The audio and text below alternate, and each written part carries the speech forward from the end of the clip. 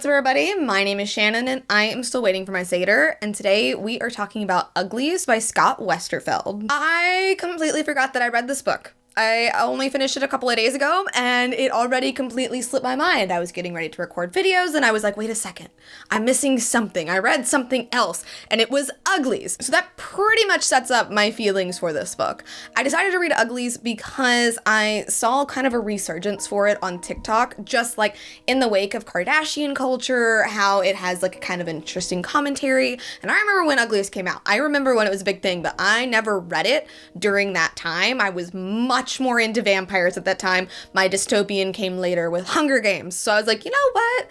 Let's just go ahead and try it. Let's see what the hype was about. And oh man, these books have not aged well. I think if I had read it back when it originally came out, I would have very much enjoyed it because it's about this girl who is growing up in a society where until you turn 16, you are ugly and everybody believes that. But she lives in Ugly Town and or Uglyville, and then when you get pretty, you move to Prettyville, and I was just like, oh my gosh, or Pretty Town or whatever. It was just really cringy. And she meets this girl who doesn't want to become pretty. She's like, I know of this place, I'm gonna run away.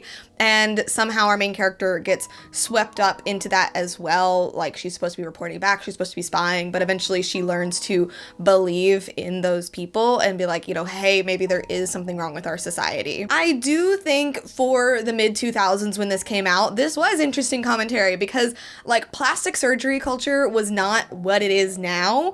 So like seeing this really like, you know, uncanny valley version of like all these people who look really similar and have done like really weird things to themselves, like to the point where they're even grinding down their bones, like that was pretty out there. Nowadays, I do think it's an interesting message considering like all of the nips and tucks and everything that everybody is doing like in Hollywood and otherwise.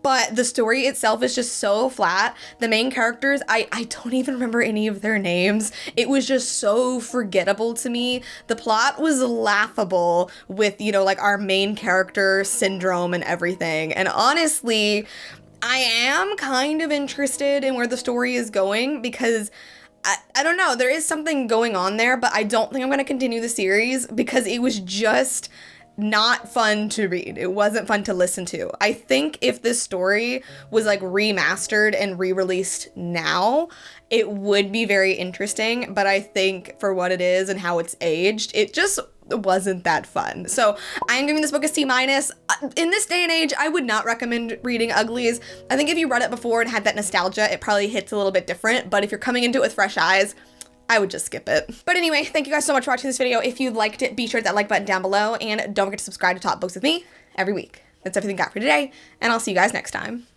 Bye.